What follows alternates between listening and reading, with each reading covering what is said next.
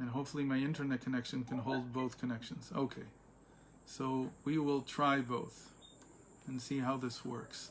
So one of the things I'm going to do is I'm going to turn off my speaker on my computer so that if you talk to me, know that I won't be able to hear you. You have to give me a visual cue that you want to talk, and then I'll turn it back on. Okay? Okay, so what we want to continue with this week is this whole topic that we started with last week about the heart having a deep truth in itself, but that this deep truth is something that we have consistently been disappointed by. The deepest truth that we have is what our purpose in life is. That we have a certain... My Facebook is falling. Our deepest truth is what our mission in life has been constantly. What we have been trying to achieve in our lives. That's in each one of our personal lives. When it comes to the entire Jewish people, our heart is exemplified by the soul of the Mashiach. And he exemplifies our collective purpose, which also we've felt over the generations is very, very powerful, but has also been consistently disappointed. That we've tried to, over time, bring the world or bring ourselves and the world to its final purpose, but we've failed again and again. Even the times when we tried to do it, when we were in Eretz Yisrael and had the Beis HaMikdash, even then we failed. So there's a feeling in ourselves as a people and as individuals that the heart lies, meaning that it's been lying to us, that there's really no such purpose in life. And that's the deepest source of resentment and disappointment that we have in our lives. And it's what causes us to lose faith. Because really, it's very similar to lose faith in ourselves and to lose faith in God. It's almost the same thing. The more we're disappointed, in ourselves, the more that reflects our disappointment in God, and vice versa. And again, at the core of both is the feeling that what we've been trying to do all these generations, or in the case of each one of us as individuals, all these years, has really not met yet with any kind of success. And so there's that natural disappointment. Okay, so what we talked about last time is that we have to overcome this. How do you overcome this? How do you rebuild confidence in what the heart says? How do you rebuild confidence in what Hashem has told us the real purpose of the entire world is? How do we do this? That's the question that we're dealing with. So Rabbi Yoshua ben Levi, when he goes to see Mashiach, he comes back and he says, he lied to me. Why did he lie to me? Because he feels that his heart is untrustworthy. He can't trust it. Not his own heart and not the heart of Mashiach.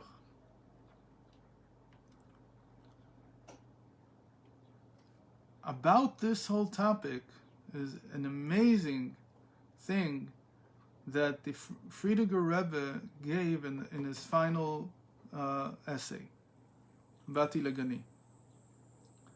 So in Bati Lagani, he develops the concept, which was already talked about by his father, by the Rebbe Rashab, called Shtut de Kedusha.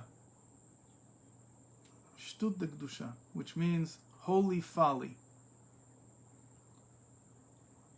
And he said, his point there, it's drawn out over a number of chapters, specifically in one chapter though. He explains that in order to have confidence, you have to be, in our generations, a person who is at a certain level like a fool. It was folly. What does that mean? In this context, he says it transforms the lie, sheker, into kesher, or keresh. It means a panel. It's talking about the panels of the base of the tabernacle. It's just awful, and I don't know what to do about it. I simply have no, and I'm having a really tough time here.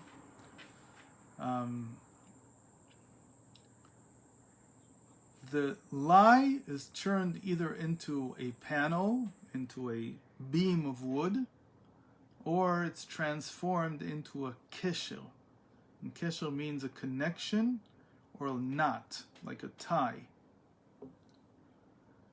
It's like a play on words in a certain sense, but you have to understand that hiding behind this is a really deep idea, which is very similar in a certain sense to what the Baal Shem Tov did when he began his tenure as the head of the hidden tzaddikim. He transformed, he said, we have to transform the word Ya'ar into Ir. We have to turn the woods, meaning the forest, into the city. The same letters, Ya'ar is Yud Ayin Reish, and Ir is Ayin Yud Reish. We have to transform. What did he mean? He meant that the duty today of the hidden tzaddikim, of the pious people of the generation, is no longer to seclude themselves in the forests and to live a life like a hermit who is distant from society. The tzaddik has to become somebody who goes into the city, and the city means a number of things. It means a mixing of people, irui, it's like mixing, and it's about awakening people. In either case, the city represents a movement from an isolated, secluded life for the pious tzaddik to a life that is intertwined and responsible for other people. This was a monumental shift in the way that tzaddikim saw their role in the world.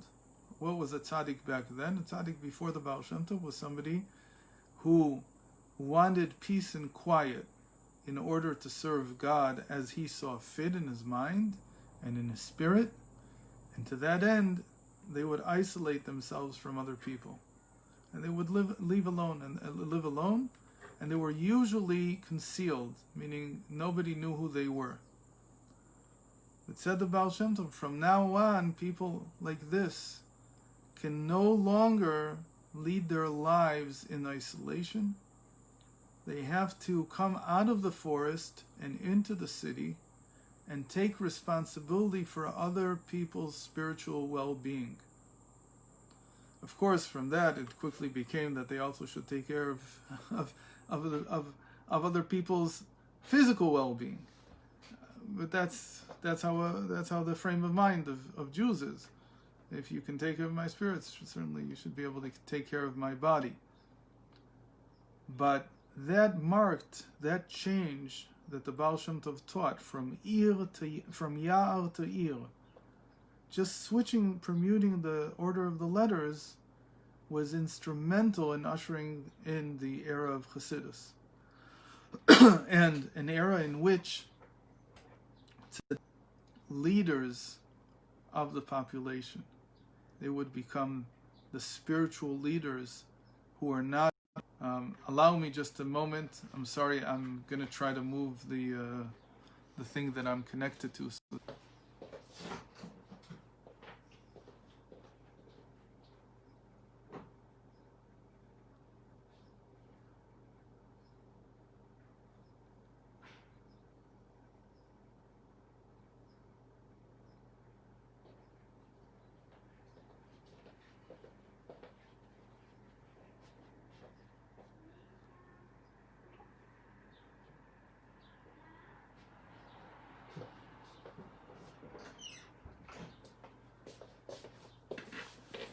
sorry, I hope that somehow this improves the reception. The Friediger Rebbe did a very similar thing. He took the word lie and he said that you can transform it into folly. Sheker becomes kesher. Through folly, you transform the lie into a knot, into something that binds things together. What was the context of what he was talking about? That was like his last will and testament. That was the last essay that he handed out. And he said the purpose of our generation is to take the feeling that we have that the heart lies, that the heart is always disappointing us, never leading us to what we really wanted, and to churn that into a tie, a bind with our true purpose and with a redemption, be it personal or global. You have to use folly. Shtut de Kedusha. You have to use something that until now was not understood as a positive trait. In the same way that the tzaddikim, the pious in the time of the Baal Shem Tov, didn't think that to mingle in the cities was a good thing.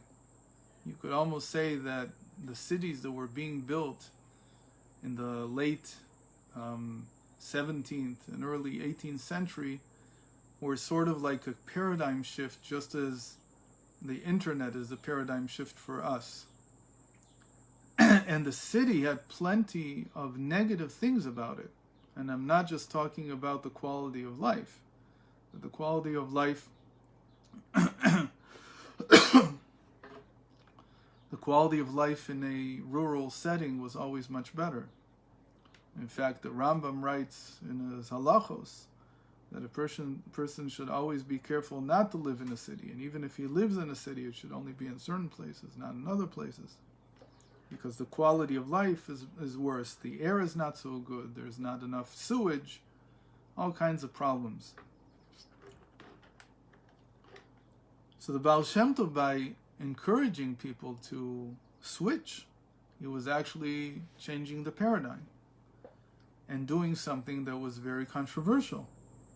And that somebody who was pious would never think of doing something like that. He would never go into a place that was populated by many people, because that wasn't how you served Hashem.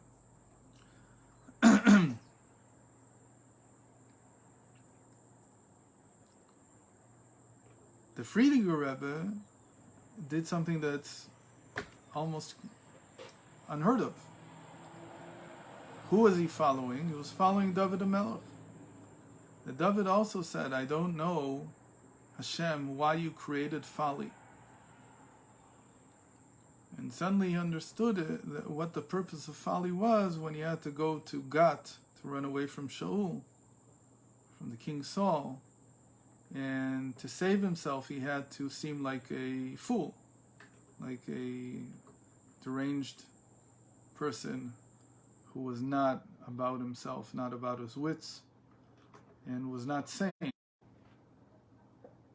Suddenly, folly became a very important tool for David HaMelech. So says the Friediger Rebbe, the same is true about us. That we too, we've come to a place that if we continue to treat the heart and hold it up to the standard of rational thought, it'll always seem to be lying to us. The heart will always seem to hold disappointment. It's ready to disappoint us because what the heart believes in, we can't really believe anymore. So the explanation was, you have to turn this lie, this shekel, into a kesher. You have to turn it into something that becomes a knot, something that binds you to God. And to do that, you have to act like a fool. You have to have folly. What is your foolishness that you continue to believe? But again, it's not the belief that we were accustomed to, because the belief that we were accustomed to was always something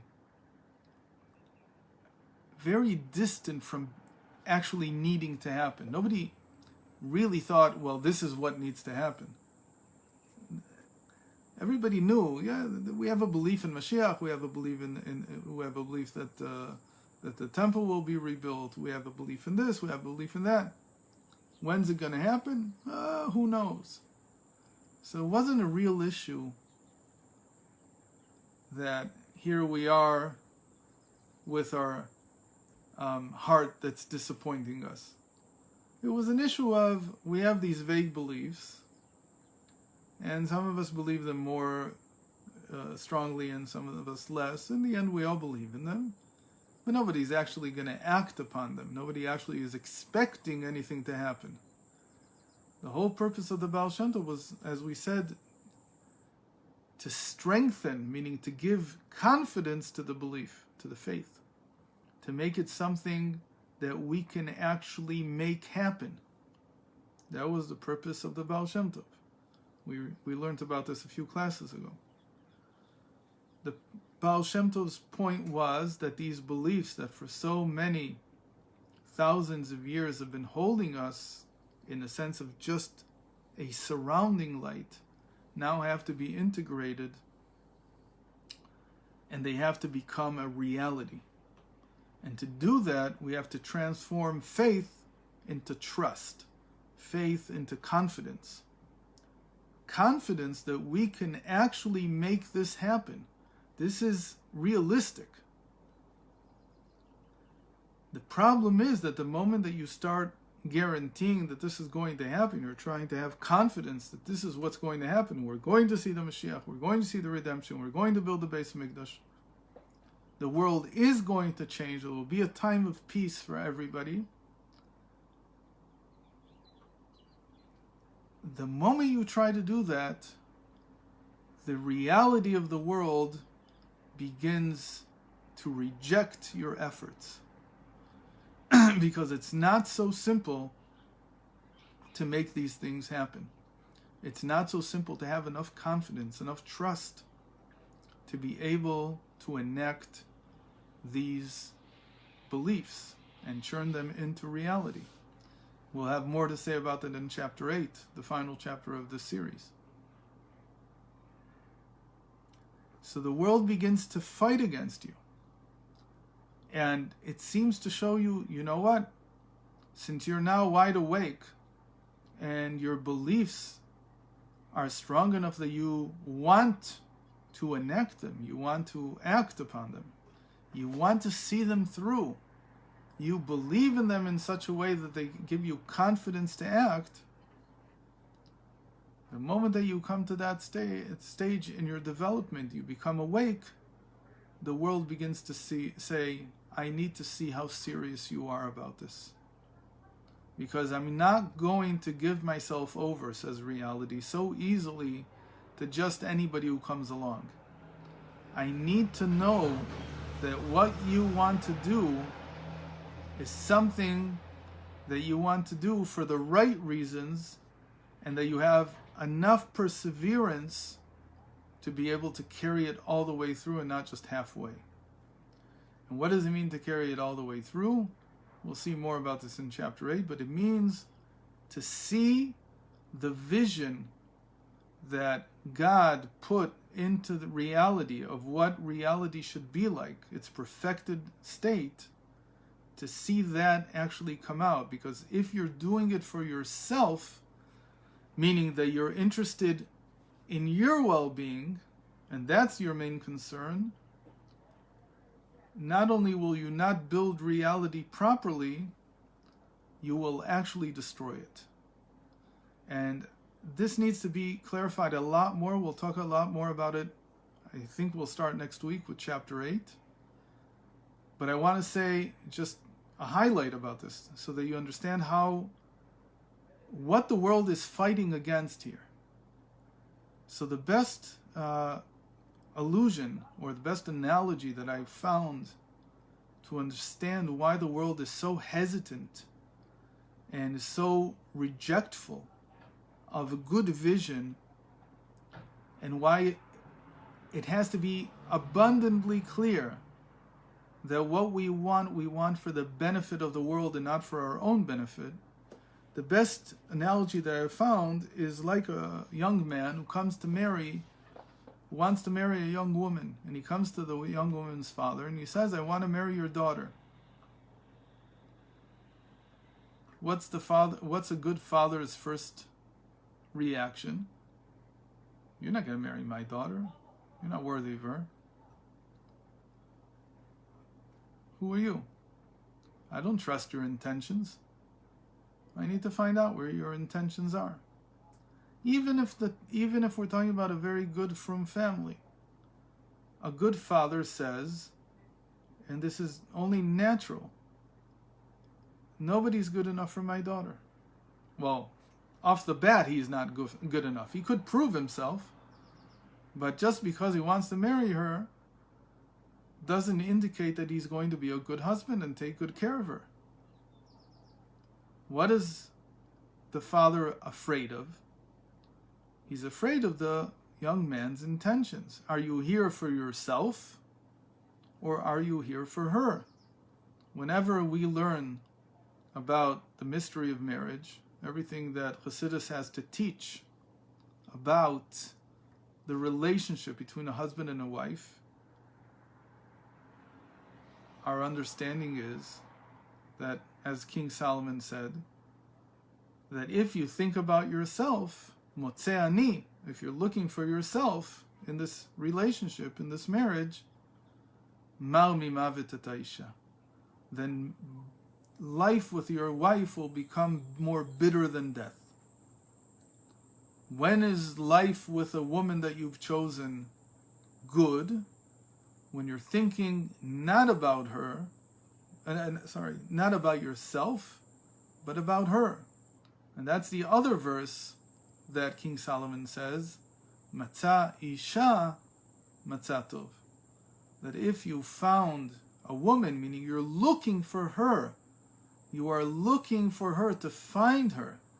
At first, when you hear that when you're young, you don't understand what that means. It means something else in each marriage, but it means that the husband's duty is to bring out everything that his wife can be. It's to allow her to express herself fully as a mother, as a spouse, as a woman, as a person, as a thinker. All these things have to come from the husband's support. So the husband can't be entering into the marriage looking for his own benefit. Because if he is, the marriage will become more bitter than death.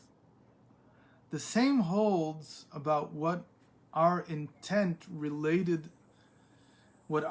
about the world is. Why do we want to bring the world to a messianic state? Why do we want to fulfill God's desire? Same question. Am I doing it to fulfill your desire, the world, God? Or am I doing it to fulfill my needs? It's much better for me to live in a world where everybody honors the Jewish people.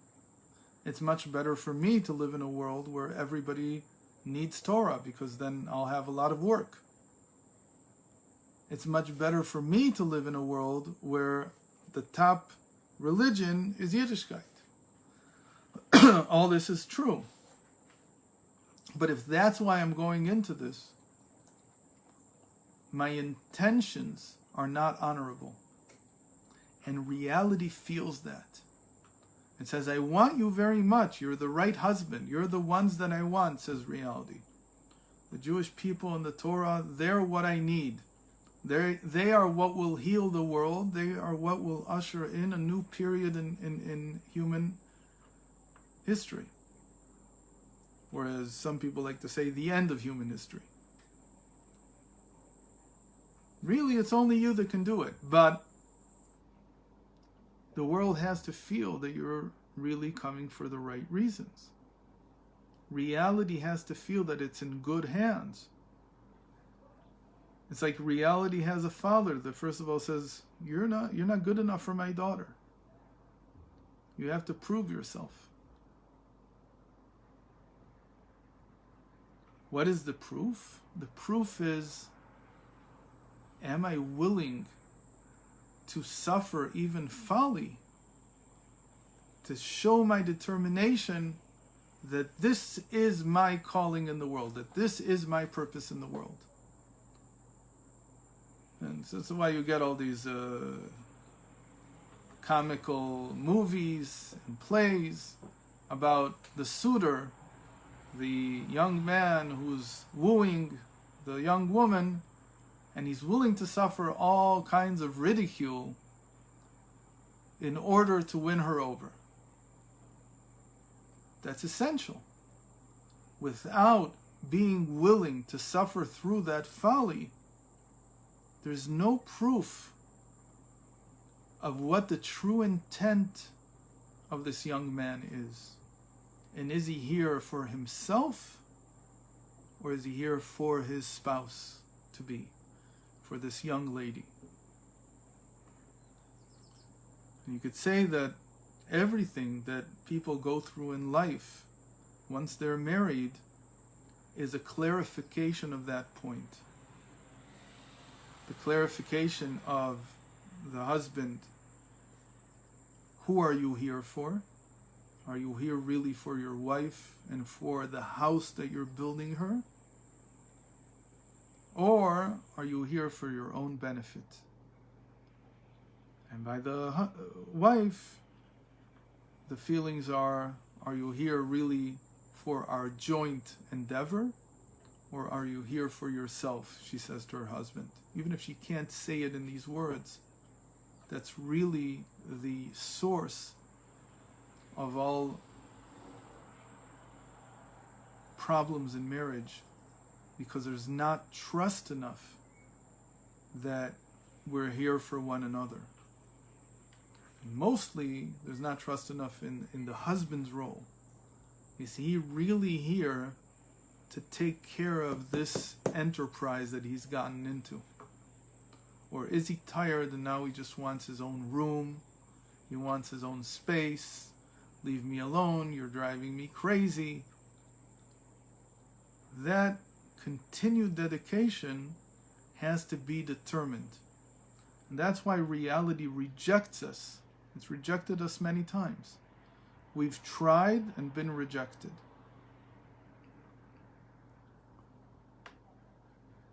So this is a very good analogy to why the heart lies in that sense, because the heart has been trying to fulfill itself.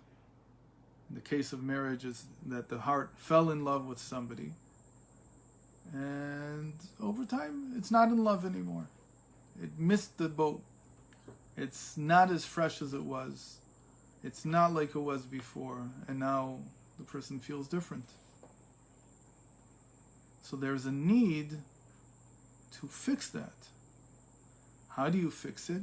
You have to be willing to suffer through folly. You have to be willing to cling to your faith, to your belief that this is what you want, even when it stops making sense. That, says the Friediger Rebbe, that's really one of the deepest messages of Basi Ligani, of his final essay, that through folly you churn, you transform the lie into a tie. From a lie to a tie, to a bond, to what your heart really wants, and an overbearing determination to see it through, and not to let things fall, even if they don't make sense to you. That's what the Mashiach was really telling Rabbi Yeshua ben Levi. Today, sounds foolish to you, but I'm telling you that you have to believe it that way. You have to believe it even when it makes no sense, because the Mashiach can't come today. If you're willing to make that leap, it's the same as making a leap to really be connected to your wife, even when you feel that there's no connection. Because you got yourself into this. It requires commitment from you.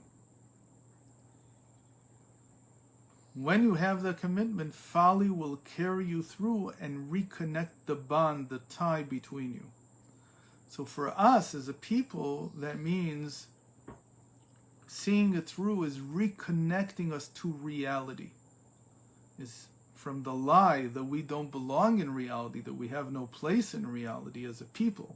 We don't, from that place where we feel that we're imposters. It's as if, how is the Torah relevant today? Why is it relevant? Look at science, look at this, look at that.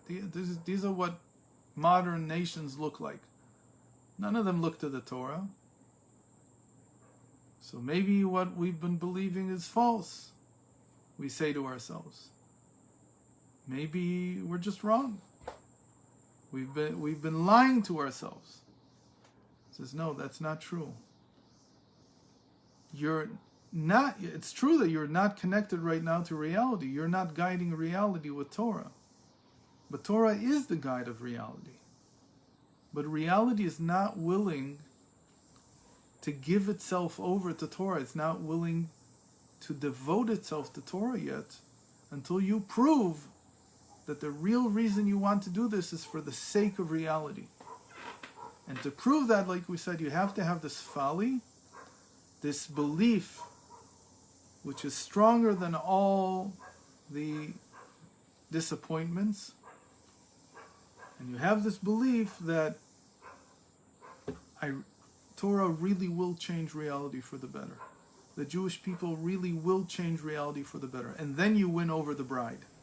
And the bride is reality. The bride is the world that we see. And this world, don't believe for a second that it doesn't want the Torah. Don't believe for a second it doesn't want you. It wants you. The same thing is true about your own needs, your own fulfillment. Don't believe for a second that the world was created in such a way that you will never see your fulfillment. That's not true. But the fulfillment requires folly. It requires being able to traverse even impossible states of being, even where it seems that nobody in their right mind would continue to persevere and pursue their cause. In that sense, the Lubavitcher Rebbe, he took this message from his father-in-law and he turned it into his life's mission. He said, I have the mission, my fulfillment is going to be to instill it in people's hearts that in spite of the situation, in spite of the reality, in spite of the rejection, and what could be a worse rejection than the Holocaust and World War II? What could be a worse rejection than after the Jewish people begin to return to the land of Israel? So everywhere around the globe, they are the devil. What could be a greater rejection from reality? But the Rebbe was simply undaunted. He taught us to be foolish in our beliefs. Foolish in the sense of not to be impressionable. Not to stop believing that we can turn these beliefs into reality. And it's only up to us. Okay, so that was tying up and finishing up what we did last time. Now what we want to say is that every single attempt at bringing redemption, be it at the personal level, but now we'll the collective level, the global level, has been accompanied by an attempt to transform faith into trust, into confidence. Who was the very first person to do this? So it says that before Moses came to Egypt,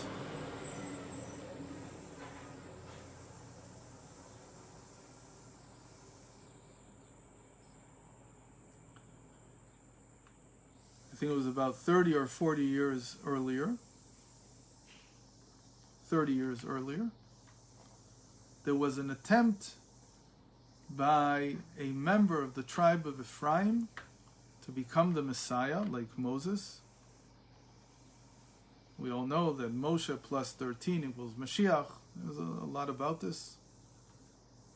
So 30 years before Moshe became Hashem's emissary to bring the Jewish people out of Egypt, to bring the redemption of that generation, there was some kind of Messiah that came from the tribe of Ephraim, and we'll see why in a moment, why he came from Ephraim.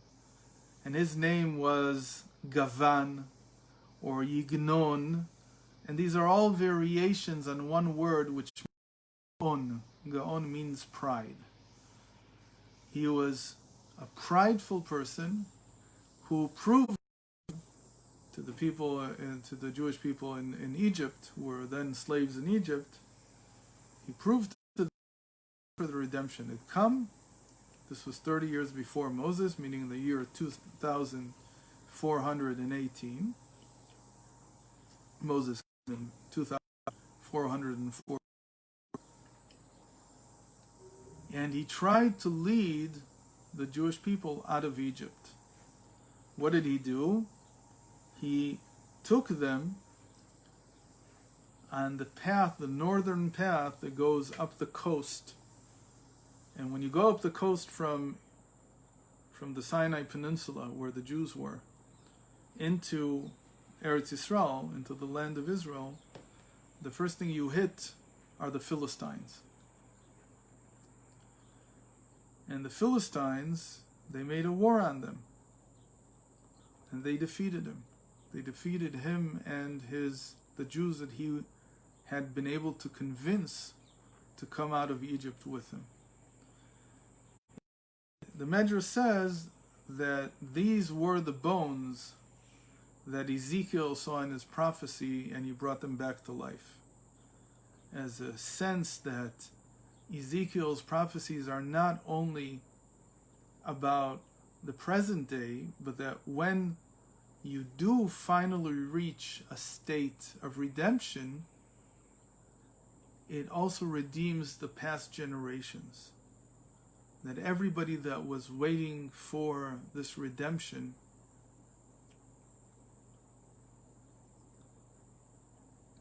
is redeemed with you.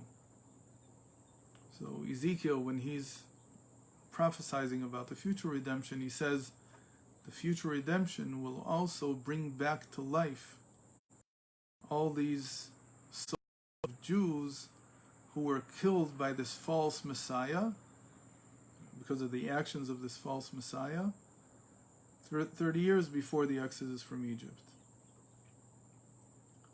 So first false Messiah. And again, today when you hear the word false Messiah, what do you hear? Which is unfortunately still around. I think most people understand, I think today, that anybody who tried to help the Jewish people was in some level a Messiah. So this one, he was false, but his name indicates why the sages are analyzing his failure. In analyzing his failure, they say the reason is because of his self-pride. His name is Gaon. Gaon becomes genius, but it means a high spirit. A person has a lot of ga'ava, who has a lot of pride. And we said that this is essential, that when you want to fulfill your, and his calling could very well have been to save the Jewish people from something, perhaps not take them entirely out of Egypt, but to do something with them, to better their situation in some other way.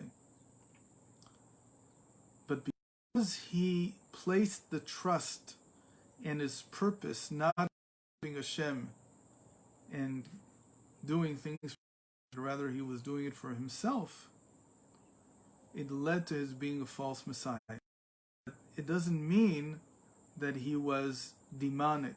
It doesn't mean that he was looking to hurt the Jewish people. He was looking to help. But because he didn't have the right attitude, the proper confidence not in himself but in God, that's not where his confidence started from. It started from his confidence in himself. So because of that, he ended up becoming a false Messiah. Another point that's made is, and this is also this is essential, because in chapter 8 we'll come back to this again and again, and we've already mentioned it in the last class, is that even though the purpose of my life is gleaned from my innermost heart, it has to fit my rational mind. And that's the question that Shoshana started with before we started the broadcast. There has to be, in the end, a manifestation of the faith through the mind. You can't just go with foolish faith.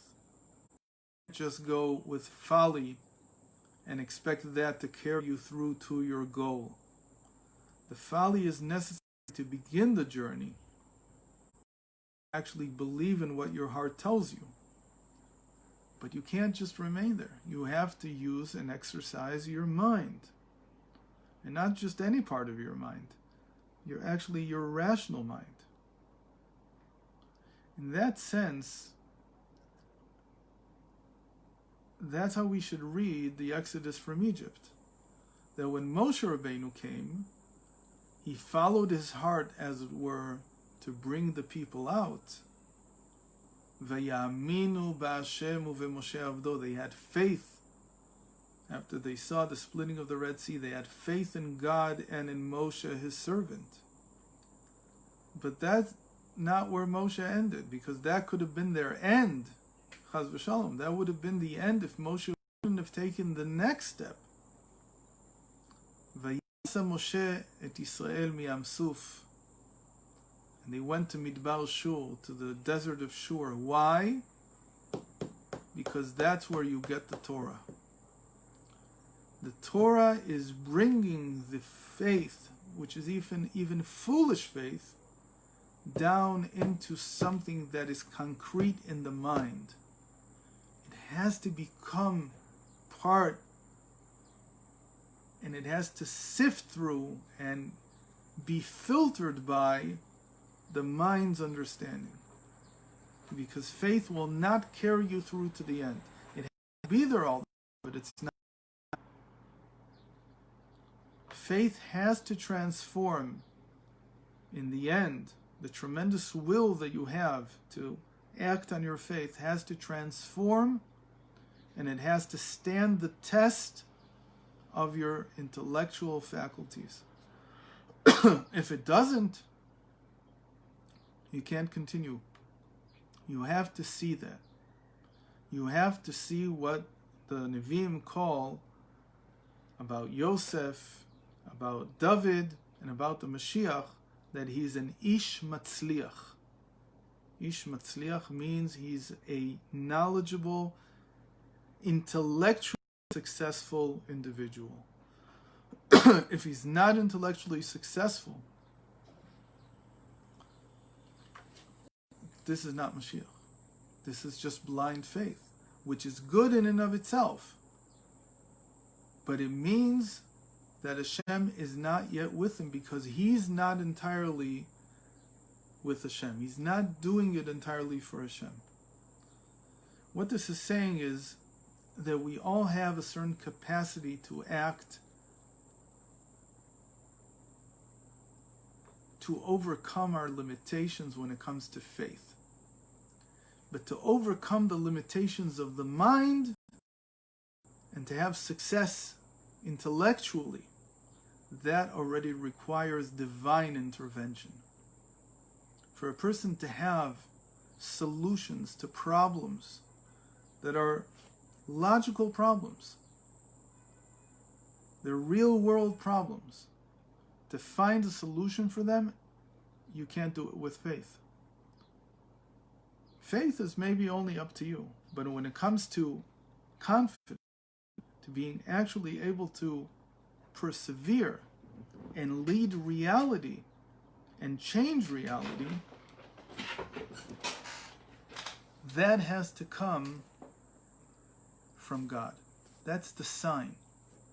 The sign that we have here a person who is truly committed not to himself and not to his needs, not to his grandeur, not to his pride,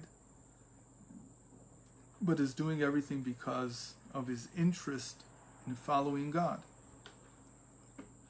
So we have to see that. We have to see that there is a supernatural success intellectually.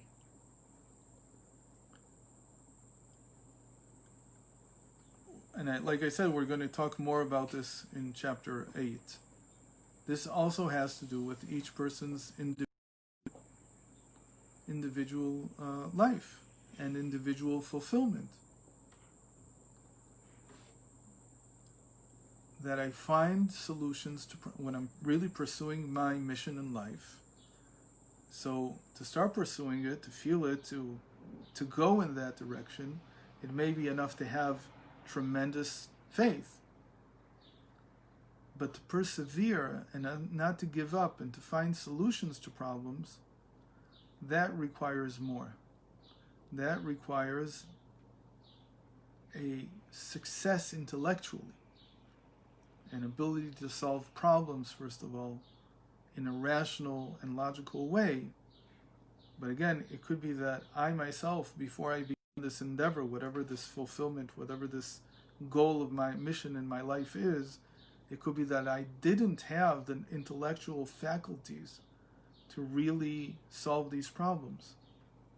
They're a godsend. They come from above. They come from Hashem showing me, yes, I'm with you. Because faith, to pursue in the first place, that's up to me. But to actually be successful and bring the goal to its termination, to see it fulfilled, that requires Hashem showing that He is with me. And He does that. He does that through what we call a certain intellectual success that is not natural. That everybody who sees it says, this is special. And you know what? This guy, he wasn't so smart before we knew him, before now. Suddenly he's got answers that are astounding. He's solved problems that are almost unsolvable. How did he do it? That's the sign that he has this ish matzliach. He becomes a successful man, which the sages and the commentaries on the Tanakh interpret everywhere as a success in the intellect, a success in thought, a success in problem solving. Who was the next false messiah after this person named Gaon? The second false messiah was Bar Kochba. And again, he was demonic at all. Rabbi Akiva thought that he was the Mashiach. He put his trust in him. As it turned out, it was misplaced because as time went on, it became more and more clear that Bar Kochba was there for his pride and not to really serve God.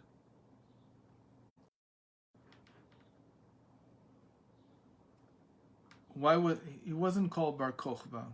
His name, according to Chazal, they gave him a different name. They called him Bar Koziva. Koziva means somebody who is untrue. because it was untrue. The truth, as we know, is fulfillment in Hebrew. Truth, emet, doesn't mean true or false, as we've said many times. That's the meaning. The concrete and original and root meaning of emet means to fulfill. Like to fulfill a promise, to make good on what I want to do, to make good on my promises, to make good on my intent.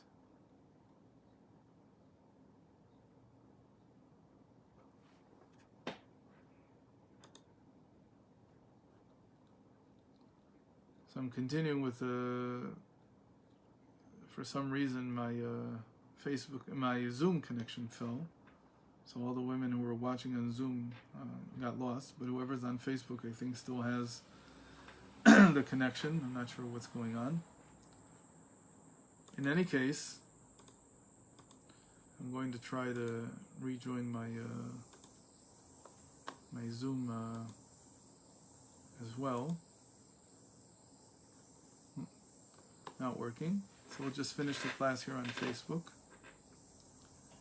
And the truth of the fulfillment has to be that the person is consistent with what they're doing. And Bar Kochva was not consistent. So even though he started off with a real intent to win against the Romans and to redeem the people and so on and so forth, in the end, the most interesting things about Bar Kochva is that he made his own currency. As a king, that's one of the signs of being a king.